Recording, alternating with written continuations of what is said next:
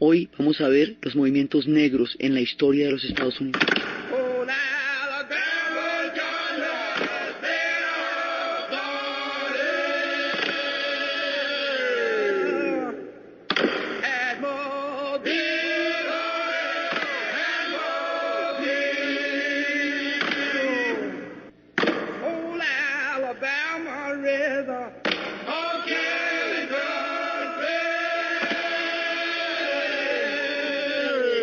Lo que vamos a ver hoy es una epopeya, una gesta de un concepto de dignidad humana en la historia, que es una lección espiritual, poética e histórica para toda la humanidad en su conjunto, lo que esta gente hizo para encontrar un lugar digno en la historia y en la vida cotidiana de una sociedad a la cual habían llegado como esclavos. La vez pasada estábamos empezando a ver el movimiento de Martin Luther King y habíamos visto cómo Rosa Parks, al negarse a darle el puesto a un blanco en los buses segregados, empezó el movimiento. Ella era un miembro de la Asociación Nacional para el Avance de la Gente de Color, National Association for the Advance of the Colored People, que había fundado Du Bois a principios de siglo para encontrar una dignidad histórica ante una situación como la que ellos tenían, y cómo eso detona el movimiento. Y hemos visto cómo el reverendo Martin Luther King empieza a encabezar los boicots para desegregar los buses que estaban de la mitad para atrás, eran para las comunidades negras, y adelante se podían sentar los blancos, pero si un blanco le pedía un puesto a un negro, él tenía la obligación de darle el puesto porque sí, por el color. Habíamos visto cómo Martin Luther King entra a liderar el movimiento que empezó con el espíritu de Rosa Parks, y esto va a ser la desegregación de los buses. Esto va a durar un año. La gente que se monta en esos buses que se van, digamos, los que van a desegregar los buses, como son pasajeros, o sea, que digamos, se les llama jinetes de la libertad, Freedom Riders. Esto va a tener muchos aspectos, muchas miradas, porque es que es un conjunto de gente que está trabajando a todos los niveles para acabar con la segregación en la historia de los Estados Unidos. Entonces, uno son los que la gente está moviendo el boicot de los buses, que es la primera estrategia de Martin Luther King. Y Martin Luther King, tomando, como habíamos visto, las tesis de Gandhi y las tesis de Thoreau, va a hacer posible la teoría de la no violencia, en la cual uno no puede obedecer algo que vaya contra su propia dignidad, y a la vez va a tomar la idea de que los fines y los medios no son separables, y que el fin de la no violencia no es derrotar al enemigo, sino avergonzarlo y ponerlo de manifiesto. Entonces él, con su espiritualidad, con el discurso tan absolutamente impresionante que habíamos escuchado en el programa pasado de Yo tengo un sueño, que fundamentalmente de lo que se trata es hacer valer la idea de Jefferson de la Constitución americana, que parte de la base de que todos los hombres han nacido libres ante la ley, se aplique para los negros también. O sea, que eso que fundó la nación americana y que le dio todo el componente de libertad y de Estado de Derecho rija para las comunidades negras, lo mismo que para las blancas. Que el sueño americano sea un sueño para todos, que el color de la piel no determine el acceso o no a los derechos o a la educación. Entonces, esto hay que hacerlo por partes, porque el nivel de segregación era tan grande que no se podía primero votar. Entonces hay que hacerle marcha a todo. Hay que hacerle una marcha a las votaciones. Esto quiere decir eliminar los test de alfabetismo que se les ponían como traba para que no pudieran votar, y los impuestos que se les ponía a las comunidades negras por si de pronto pasaban el test de alfabetismo, que no tuvieran la plata para poder votar. Al no poder votar, no podían elegir. Entonces había gente encargada de alfabetizar. Aquí hay una cantidad de héroes, una mujer que se llama Septima Clark. Septima Clark fue maestra durante 20 años en una secundaria y como era miembro de la Asociación para el Avance de la Gente de Color, en el colegio donde trabajaba le dijeron que si ella no negaba la membresía, no entregaba su carnet de miembro de la asociación, la botaban del colegio. Entonces la botaron después de 20 años. Ella se dedica a alfabetizar la gente para hacerla consciente de los test y que pueda votar. Entonces hay una gente trabajando las votaciones. Y esto es estado por estado, esto es en Alabama, esto es en Tennessee, esto es en Georgia, esto en Mississippi, o sea, en cada estado hay gente trabajando en una línea. Unos es para desegregar el voto. Esto es muy importante porque ni siquiera el sistema de votación de partido de los Estados Unidos hace que haya unos delegados por cada estado. Esos delegados tienen una votación especial. Y hay otra votación que hace toda la gente que pertenece a un partido, ya sea el republicano o ya sea el demócrata. Estos delegados eran todos blancos en el sur, porque en el sur la mayoría de los demócratas eran de todo el sistema de segregación porque fue el ala que quedó políticamente mayoritaria en el sur después de la Guerra de Secesión. Así que no había delegados negros. Entonces hay una mujer que se va como delegada negra con suficientes votos para ser admitida, pero como no pueden votar, la golpean, la arrestan, le hacen de todo para que ella no alcance a votar. Entonces es primero que todo que se pueda votar y que haya delegados negros. Entonces eso es por un lado el voto. Por el otro, los buses. Por el otro, las bibliotecas, los colegios. Las sentadas, se sentaban en una cafetería. Entonces se sentaban por la mañana y decían Ginsboro, decía, a ver, deme un café y una dona. Entonces no los atendían porque era una cafetería para blancos. Volvían a hacer el pedido, no los atendían. Al cabo de las 4 de la tarde los sacaban a patadas, golpeándolos de la cafetería y ellos solamente habían pedido un café y una dona. Usted con esto no está haciendo nada ilegal. Cuando a usted lo sacan a patadas por pedir que lo atiendan en una cafetería, la brutalidad del que está atendiendo el local se hace evidente ante las cámaras del mundo. El fin de la no violencia no es derrotar al enemigo, es avergonzarlo, es poner de manifiesto la injusta situación de sus actos. Y esto era lo que ellos hacían.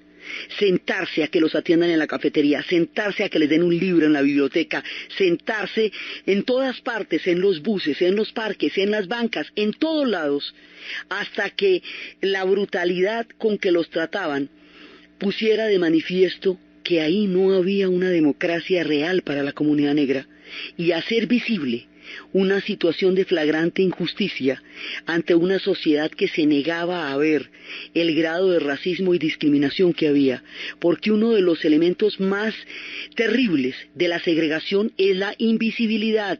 Nadie ve nada. Todo el mundo lo niega. Aquí no hay racistas, porque el racismo es una cosa tan aterradora que nadie lo admite. Simplemente no aparecen por ninguna parte, no están en las universidades, fíjate tú, no están en los cargos públicos. ¿Por qué será? Sí, bueno, pues porque no los dejan entrar. Hay confinamiento y leyes detrás de eso. Entonces era primero hacerlas visibles, ponerlas de manifiesto, sentarse en las cafeterías y empezar a marchar.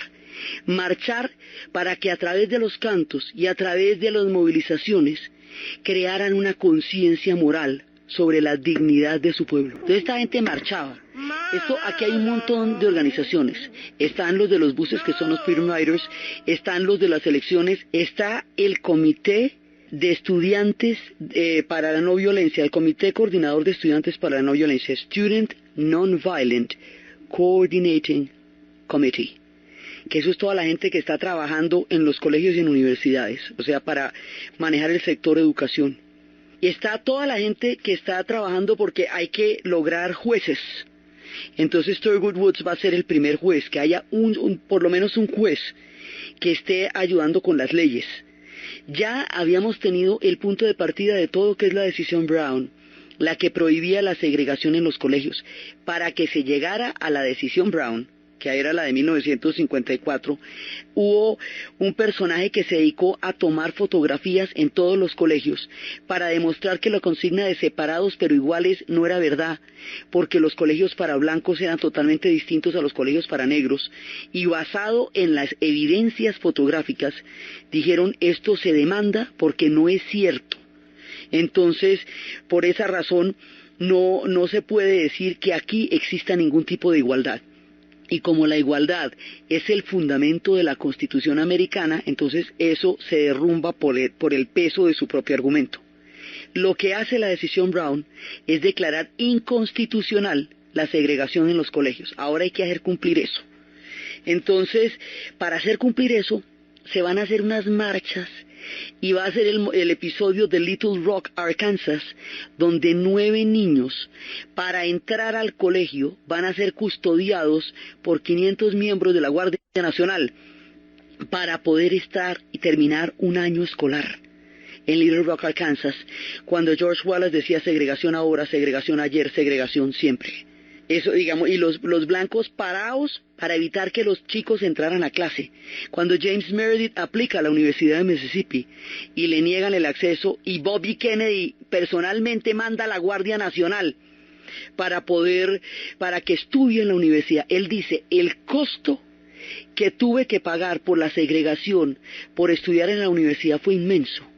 Pero el costo que hubiera tenido que pagar por no hacerlo y por demorar este paso histórico era inclusive mucho mayor. Así que están en las universidades. Hay uno que logra entrar al doctorado en la Universidad de Oklahoma, no digamos en el sur, norte Oklahoma. Pero resulta que le dicen que no puede, que tiene que estar aparte de los demás estudiantes blancos que están recibiendo la clase, y en la cafetería tiene que sentarse en una mesa aparte de la mesa donde los estudiantes blancos están recibiendo clase. Entonces la idea era sacar el doctorado así, salir de la Universidad James Meredith, terminar el bachillerato, los pelados de Little Rock, Arkansas, todo el mundo a terminar sus grados, a profesionalizar a la comunidad negra para poder crear una conciencia histórica y poder cambiar las leyes. Entonces, este movimiento, esta parte del movimiento por los derechos civiles es la que va a durar del 55 más o menos hasta el 65, en donde se dan todas las marchas y les va matando gente. Viola Luso, una mujer que tenía 4 hijos, una mujer blanca, y su esposo. Esta mujer va en dirección a Selma, donde va a haber una gran movilización. Le echa a dedo un estudiante negro que va para la movilización en Selma. Ella lo hace subir a su carro. El hecho de que una mujer blanca esté en un carro con un hombre negro que va para la movilización de Selma hace que el Ku Klux Klan los persiga durante 100 kilómetros y les pegue un tiro a los dos, a Viola Luso y al hombre que ella había montado en su carro para llevarlo a la movilización. Ella, 4 niños huérfanos y el marido dice que su mujer murió, pagó la cuota al tributo de las palabras del presidente Lincoln de que los hombres tenían todos derechos a la igualdad ante la ley, que ella murió por las ideas del presidente Lincoln y por una cruzada de la dignidad del espíritu. Eso dijo el esposo de Viola Luso ante el cadáver de ella. Eso les van matando gente. Medgar Evers, otro activista que también le disparan por la espalda. 4 niñas en una iglesia les pusieron una bomba a las niñas cuando estaban en la iglesia orando. Les va pasando todo y ellos siguen. Y siguen marchando y siguen hacia adelante con todo el dolor atrás y la esperanza enfrente. Y siguen con los discursos. El punto de unión de donde salían las marchas eran las iglesias, porque como las iglesias también están segregadas, era el único sitio donde se podían encontrar todos y poder empezar a planear, y allá era donde se hacían esos discursos con esa musicalidad que habíamos escuchado de Martin Luther King, de venceremos, sí señor, ¿hasta cuándo? Hasta siempre, porque esto era un acto de fe. A esa gente la entrenaban para no responder a las agresiones, porque lo que estaba en juego era algo mucho más importante que responder a una agresión puntual. Entonces, uno de estos eran activistas entrenados para tener claro que estaban cambiando el mundo en el que habían nacido y que eso era mucho más importante que responder a un insulto o a una agresión, y que requería mucho más valor colectivo que simplemente reaccionar ante un impulso agresivo, y que ahí estaba su legitimidad moral. Martin Luther King va a ser invitado a la India. Allá lo va a recibir Nehru, le va a contar la experiencia que ellos tuvieron en la India, va a nutrirse de toda la sabiduría de la que su espíritu poseía, en contacto con el movimiento de la India también. Y va, digamos, en ese punto se encuentra, él como americano conoce la experiencia de Thoreau, y como pacifista va a la India y entra en contacto con Nehru. Y él va contando, y su figura se va haciendo cada vez más importante, hasta que llega a ser efectivamente la conciencia histórica de los Estados Unidos. Él tiene mucha gente que está con él, mucha gente que lo apoya, y mucha gente que va a marchar con él y que va a entregar su vida por él. Durante los tiempos de votación de Mississippi, había un comité de libertad para la libertad del voto en Mississippi, y ahí había movilizaciones. Para eso es donde se van los tres pelados, que los tres activistas que van a desaparecer y que van a ser encontrados muertos en el capítulo que habíamos visto, que dará origen a la película Mississippi en llamas. Eran dos blancos y era un negro. Blancos porque hubo gente que estuvo con ellos, que marchó con ellos, que también fue a ayudar a los test de alfabetismo, gente que simpatizaba con los movimientos.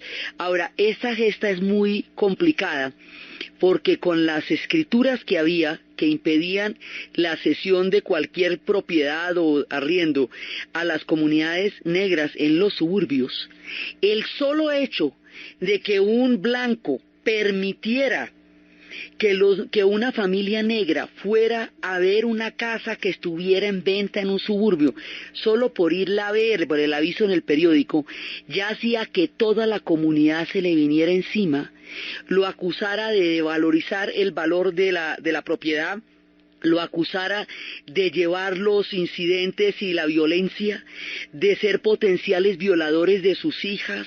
O sea, el nivel de prejuicio que se está manejando aquí es tan grave que es casi inconcebible. Había un estereotipo alrededor de la raza negra. Habíamos visto a veces en otros programas que los pueblos que han sido masacrados, que han sido explotados o que han sido agredidos, le salen a deber a sus agresores y quedan ellos como los malos. Lo vimos en el capítulo de los indios, cómo después de que les quitaron todas las naciones y la tierra, ahora quedaron de atacadores y de apaches como sinónimo de criminales. Con las comunidades negras pasaba algo similar. Se les veía como violadores y alborotadores, gente totalmente oprimida que estaba buscando el derecho a una vida decente. Entonces, mirar una casa en los suburbios era atentar contra el mismo modo de vida americano blanco, allí donde se manifestaba en su forma más concreta. Entonces, para poder acabar con los covines, y esto es en el norte, no estamos hablando del sur, esto es en el norte. Eso fue otro problema gravísimo para tener control sobre la propiedad de finca raíz. Entonces, cada espacio, mire, la fuente de agua, la banca del parque, el pedazo de árbol, la escuela, la biblioteca, el río, todo estaba segregado. Entonces hay que desegregar cada uno de los espacios del conjunto de la sociedad. Y eso es mucha gente la que está trabajando para hacer eso. Y es mucha gente la que está metido en cada uno de los sitios donde hay segregación. Hay alguien trabajando contra la segregación, contra los bombazos. Ciudades como Birmingham se volvieron tan emblemáticas del racismo que la llamaban Bombingham, o sea, por las bombas, porque les ponían bombas cada vez que había una marcha, y esta gente seguía, les echaban mangueras antimotines, cadenas, perros. Por desegregar los buses, los recibieron en una marcha de esas con antimotines. Había conflictos entre la policía local. Este es un país federal. Quiere decir que cada uno de los estados tiene su propia ley, su propia policía, sus propias autoridades. Esas autoridades estaban metidas con el Ku Klux Klan o estaban metidas en la segregación, eran parte de la segregación. Por eso había que mandar la Guardia Nacional. Es decir, la autoridad de todos los Estados Unidos, lo que llamamos federal, para garantizar que los 9 muchachitos de Little Rock, Arkansas, pudieran tomar clase o que James Meredith entrara a la universidad, porque las autoridades del lugar donde ellos estaban eran parte de la segregación del sur. Esto para saber el tamaño de lo que tuvieron que hacer para buscar la integración en esa sociedad y hacer valer las palabras de Lincoln para todo el mundo en los Estados Unidos. Entonces, por un lado está pasando esto que está sucediendo durante la década. Hay un momento en 1965 en que un personaje plantea una, digamos, no una ruptura en el sentido de negar o de descalificar lo que Martin Luther King decía, sino diciendo, mire, esto hasta aquí está bueno, pero hay que hacer otro paso más adelante. Es importante cambiar las leyes de segregación, es importante desegregar los buses, los colegios, no hay duda, pero hay otro problema. Si nosotros cambiamos las leyes de segregación, si nosotros logramos la integración a través de la ley, pero mantenemos la esclavitud por dentro, si seguimos pensando como esclavos, si seguimos teniendo un sentido de inferioridad frente al hombre blanco, si seguimos comportándonos en el esquema del amo y del esclavo de la plantación, no hay ley que nos libere. La construcción del sentido de propia valía. Este tipo se llama Stokely Carmichael y lo que él plantea tiene un nombre: poder negro, Black Power. Eso quiere decir que una sociedad que entró como esclava en los Estados Unidos y que fue llevada a la fuerza, tiene que construir una autoestima que le permita respetarse en principio ella misma, para pedir que alguien más lo respete. Un pueblo que no se respeta a sí mismo, nadie lo va a respetar. Si usted no tiene una conciencia de su propia valía como sociedad, como país, como nación, nadie se la va a conceder. Entonces dicen, sí, las leyes pueden cambiar todas, pero si seguimos pensando como esclavos, entonces el problema es al interior de nosotros. ¿Cómo van a empezar a construir un sentido de propia valía si llegaron como esclavos en las plantaciones?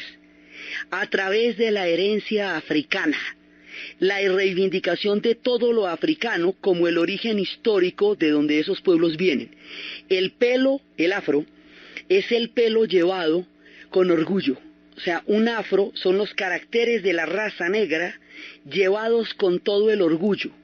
Alisárselo se consideraba renegar de la raza.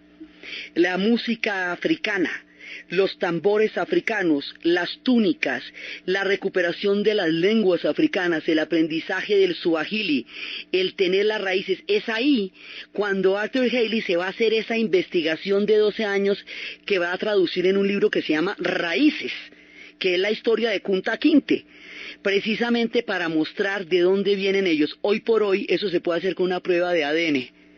Hoy por hoy una persona con una muestra de saliva puede ubicar la tribu de donde viene en Nigeria, puede ubicar la tribu de donde viene en Ghana, ¿sí? Pero en esa época se requerían 12 años de investigación. Entonces empiezan con el poder negro, y el poder negro significa que ellos valen y son hermosos.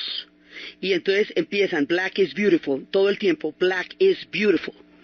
Y de esa manera empiezan a crear íconos. El ícono más grande de todo el poder negro es Muhammad Ali, Cassius Clay.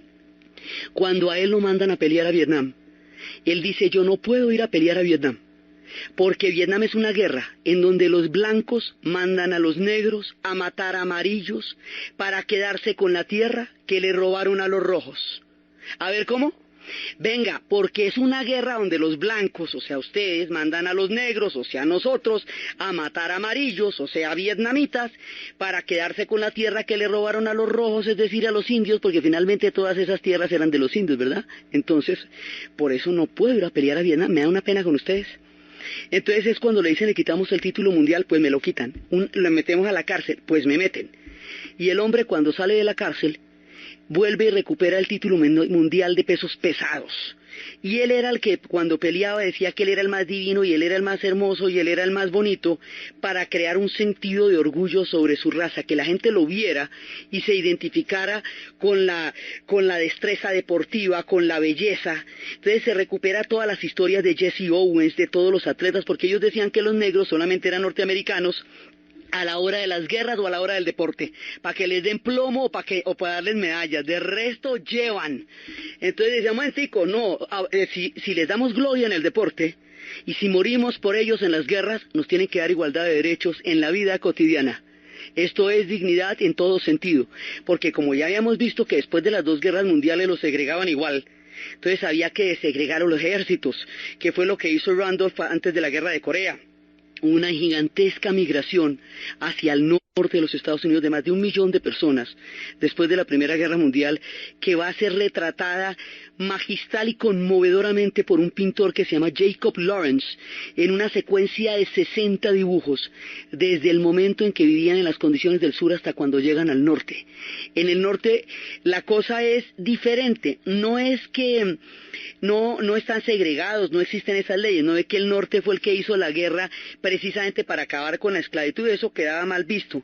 No, es que tienen una segregación económica. O sea, las cosas no son de la misma calidad. Es distinto aunque no sea específico. Y es en el norte donde empieza el sujeto del sentido de la propia valía.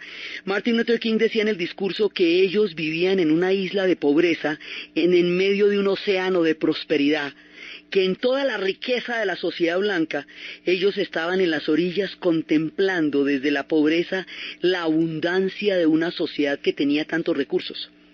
Entonces, como en el norte, empiezan a decir, momentico, hay que sentir la propia valía. Y eso es todo el movimiento negro, todo lo que va pasando, y habíamos visto cómo en la música les habían quitado muchas veces, después lo vamos a ver con el rock and roll, pero habíamos visto con el blues y lo habíamos visto con el jazz, cómo tomaban su música, la blanqueaban, le quitaban los contenidos y la vendían, y hacían plata con eso los blancos. Para evitar ese proceso se crearon las disqueras negras dentro de todo el conjunto de cosas que estamos viendo. Entonces la disquera negra era una disquera donde toda la gente se criaba desde chiquita hasta que tuviera una voz de eximia calidad. Hubo una disquera fundamental que se llama la Motown, porque la mayoría de las comunidades negras llegaron a trabajar a Detroit alrededor de las industrias automotrices, porque esos eran los mayores generadores de empleo. Los blancos se fueron para los suburbios, los negros se fueron para las fábricas. El sonido de los motores era la Motown. Eso es un sello discográfico que va a sacar la gente más tenaz. Es infinita la lista. Pero gente como Michael Jackson o los Jackson 5, como Diana Ross, como Otis Redding, gente como Marvin Gaye, gente como Isaac Hayes, toda esta gente va a ser del movimiento del soul y van a ser por un lado la Motown y por otro lado el sello Stax. Y esos 2 sellos van a producir gente de una excelente calidad musical. Las letras generalmente no son letras comprometidas en el sentido político. El compromiso está en la calidad musical, está en los coros, está en la música, está en la manera como ellos van a crear todo un mundo de sonoridad nuevo y maravilloso a partir del sonido africano y a partir del sonido de su propia experiencia histórica. El soul, la música del alma, va a ser, en rigor, la banda sonora de los movimientos negros de aquí en adelante.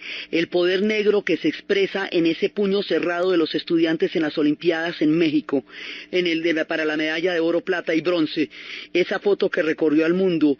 La imagen de Jesse Owens derrotando a Hitler con su enorme récord histórico. Los boxeadores, Joe Louis, todos aquellos que han sacado adelante la cara por la comunidad negra y el soul, están creando el sentido de la propia valía para que un pueblo, para poder pedir respeto de los demás, empiece por respetarse a sí mismo. Ahí empieza el movimiento del soul.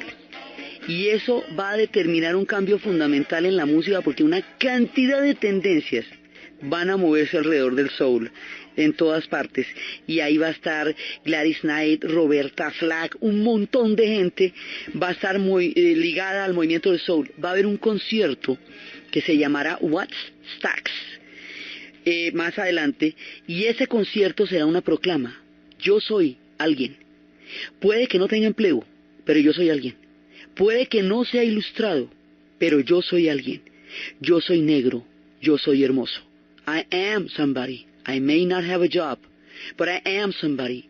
I might not be literate, but I am somebody. I'm black, I'm beautiful, I'm proud. Y el orgullo negro porque esto era la construcción de propia valía en todo, en la música, en el deporte, en la ciencia, en la educación, en todas partes.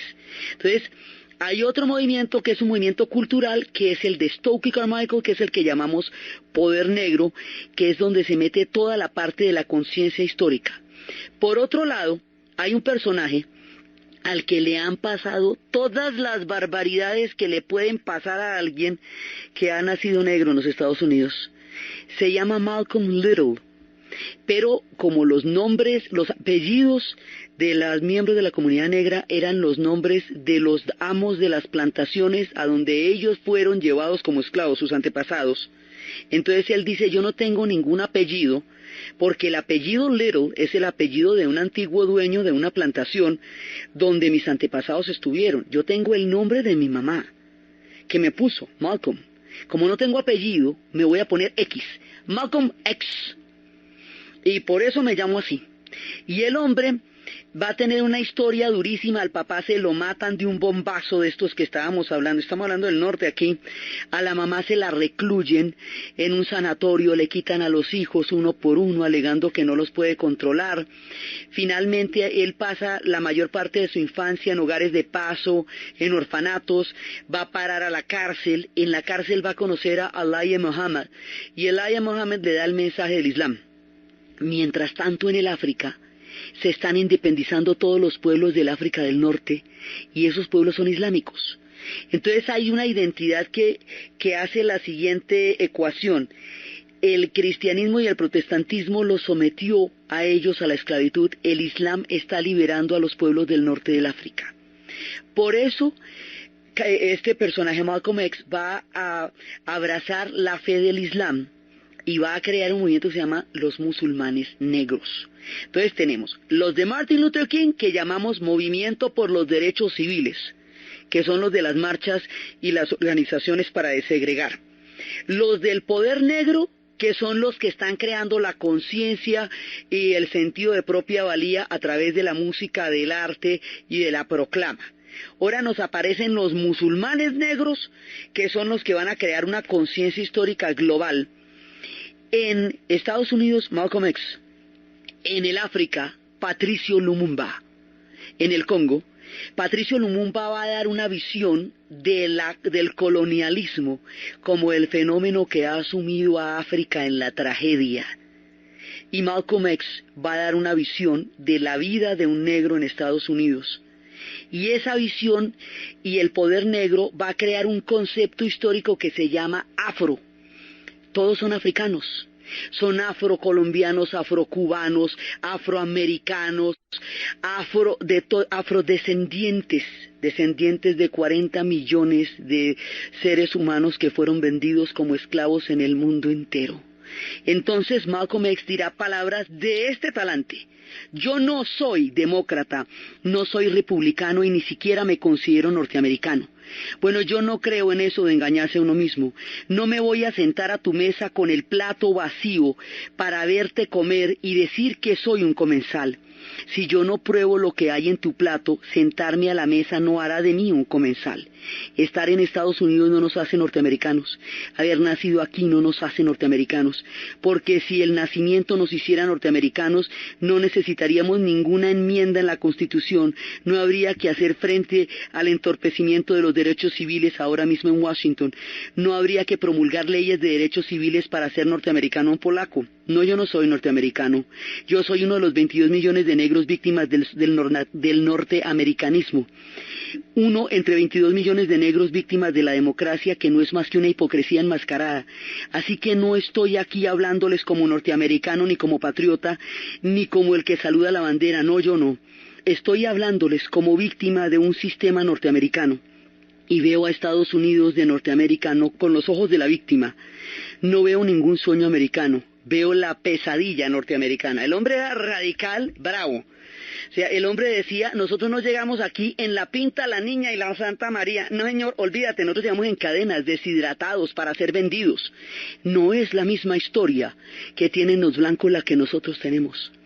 Malcolm X va a ser un tipo radical y un tipo de una integridad impresionante. Él va a escribir su autobiografía y él dice, bueno, yo sí no estoy ni tibio. Sí creo que voy a estar vivo para cuando publique mi autobiografía. Eso sí no me ha ni ocurrido.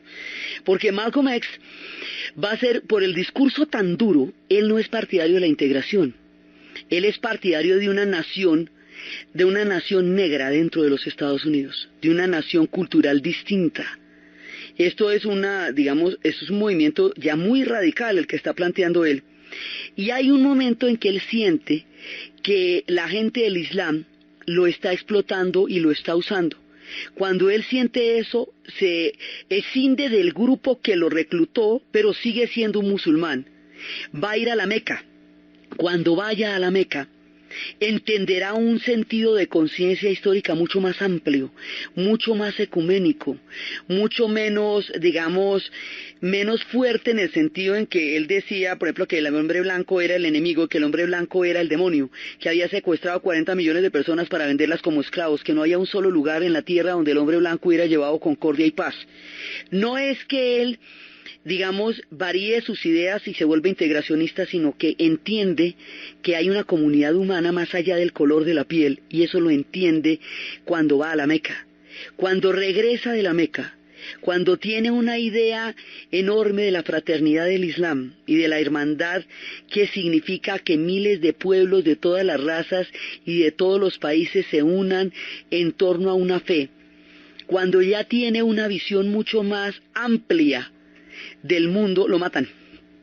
Y entonces toda la parte que hubiera enriquecido este trabajo de conciencia histórica con una visión mucho más amplia e integradora del mundo se pierde con el asesinato de Malcolm X, 1965.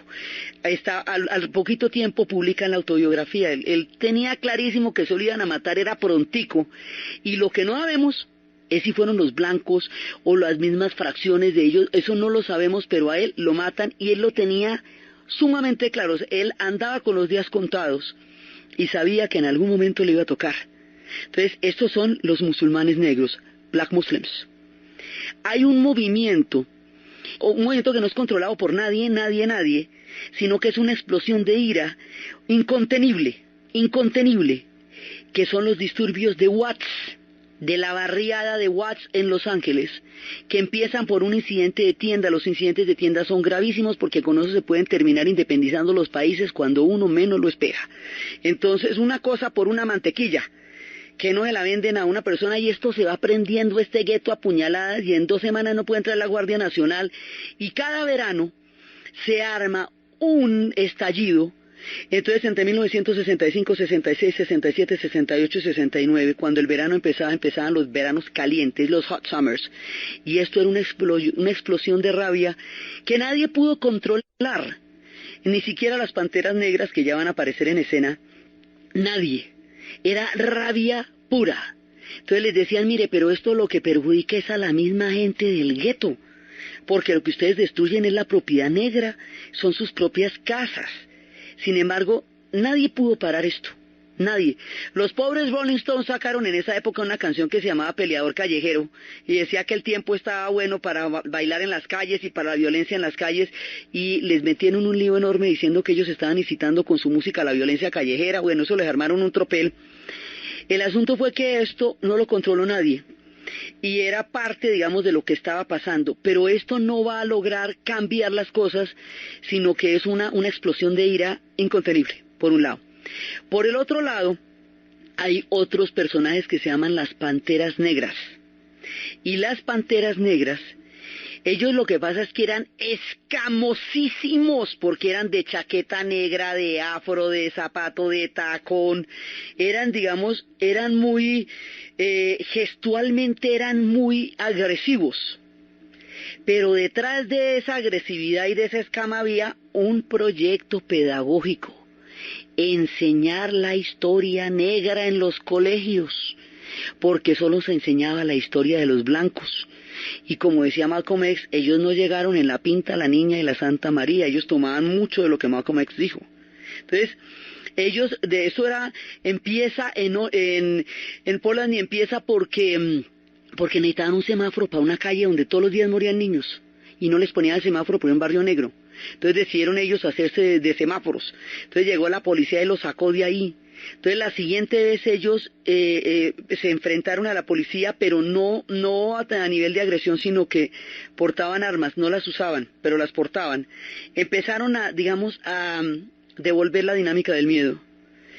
Y ellos se volvieron pues perseguidísimos, a estos los exterminaron. A las panteras negras directamente los mataron dormidos. Pero lo que ellos querían era un proyecto pedagógico, y tenían un trabajo social impresionante a nivel de colegios, de comedores públicos, comedores comunitarios, de enseñanza de los colegios, de todo eso. Pero ¿cuál era el problema que los enfrentaba directamente con el FBI y que les echó encima Hoover? Ellos tenían una propuesta separatista.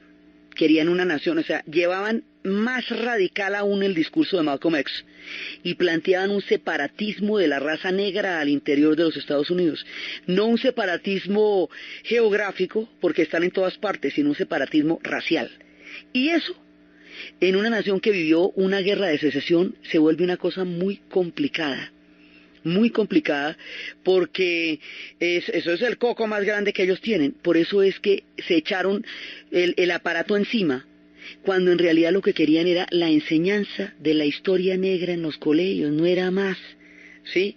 Entonces, mientras ellos estaban en los comedores comunitarios, mientras estaban en las escuelas, mientras estaban en toda esta recuperación de la historia negra, mientras estaban los musulmanes negros reivindicando las historias que venían de África, mientras el poder negro estaba creando toda una conciencia de propia valía, sonaba el soul en la radio, en todas las instancias y en todas las circunstancias. Esto va a continuar.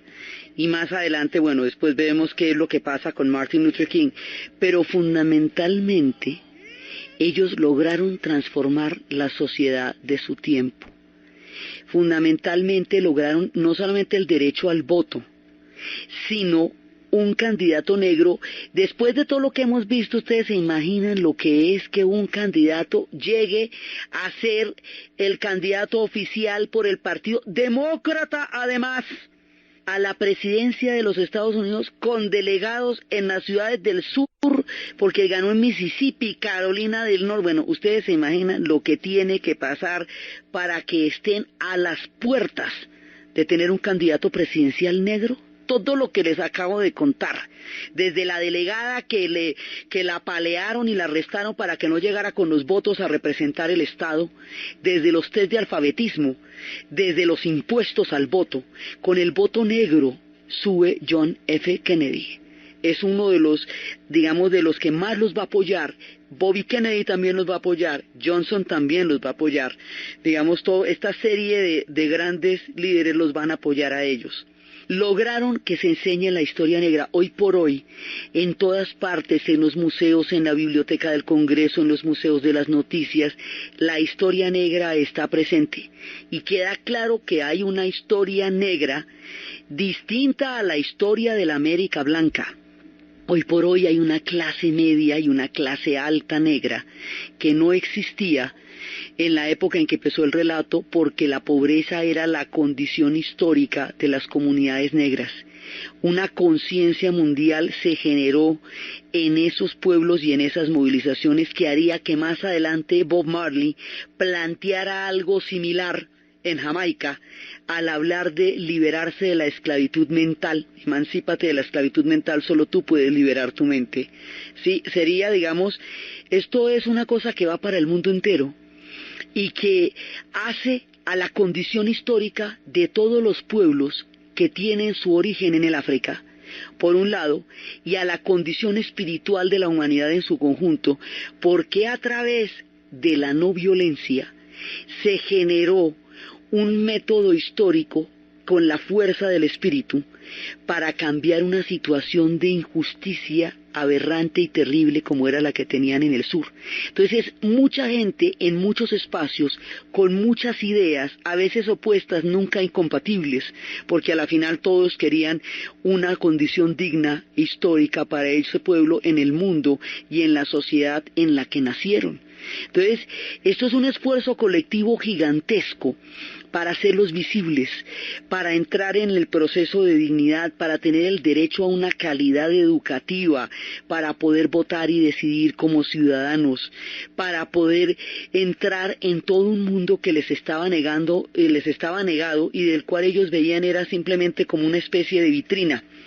Esto cambiaría la historia de los Estados Unidos de ahí en adelante y la historia de la conciencia mundial alrededor de la suerte de la gente que viene de las comunidades africanas y de su aporte a la música, a la cultura, al arte y a la espiritualidad. De aquí en adelante van a surgir movimientos que van a llevar a parar la guerra del Vietnam. Es a partir del movimiento de los derechos civiles que va a surgir el movimiento de la contracultura. Es a partir de ahí que los muchachos que marcharon con ellos en el sur durante los tiempos de la lucha por desegregar los buses y por el voto, cuando llega la ruptura, en el momento en que Stokely Carmichael les dice muchas gracias, pero lo que viene de aquí en adelante lo tenemos que resolver nosotros solos. Esos muchachos son activistas entrenados, esos muchachos serán los líderes del movimiento antiguerra. Esto llegó a un punto en que la nación americana casi se quiebra y cambió las leyes. Cambiaron las leyes de segregación, se aprobaron las leyes de los derechos civiles, o sea, digamos, cambiaron todo el sistema, enterraron el Jim Crow System, cambiaron la visión del mundo, o sea, ellos lograron un lugar en la historia. La manera como se consolidó ese proceso, el golpe tan duro que recibieron que en el martirio de Martin Luther King, la forma como cambió la sociedad a través de esto y los movimientos que van a surgir a partir del movimiento por los derechos civiles, que es la contracultura, lo que vamos a ver en el siguiente programa. Entonces, desde los espacios de la búsqueda de un pueblo, de la dignidad histórica, de la espiritualidad, del trabajo en conjunto, de una cantidad de gente cambiando la mentalidad, combatiendo ancestrales prejuicios, saliendo adelante con la fuerza del espíritu y con la música y con el sentido de la propia valía, desde esa cantidad de hombres y mujeres que entregaron su alma y en muchas ocasiones y muchos de ellos su vida para cambiar una condición de injusticia histórica. En la narración Diana Uribe, en la producción Ernesto Díaz, y para ustedes feliz fin de semana.